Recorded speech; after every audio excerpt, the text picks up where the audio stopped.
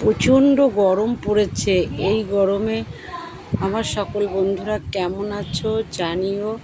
জানি এই গরমে ভালো থাকা খুবই টাফ, অনেকেই অসুস্থ হয়ে যাচ্ছে। তো আমি দুপুরের রান্নাটাও শেয়ার করছি। দেখো, ভাত করেছি, আর এদিকে এইটা হচ্ছে চাল কুমড়ো ভাজা, আর এটা হচ্ছে সেই মাছের ডিম।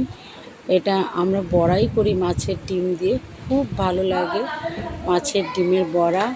আর এদিকে কাতলা মাছের তেল দিয়ে একটু বেগুন দিয়ে ভাজা করেছি।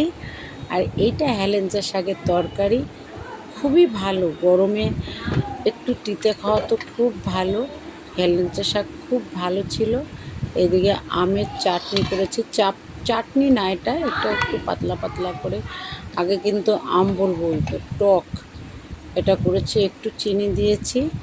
আর এইটা হচ্ছে আমার সোনার তরকারি, সমস্ত সবজি দিয়ে কাতলা মাছ দিয়ে করা হয়েছে। এর মধ্যে দেওয়া হয়েছে সজনের ডাঁটা, গাজর, আলু, পেঁপে, সমস্ত আর কি হালকা সবজি করে হালকা করে রান্না করেছি।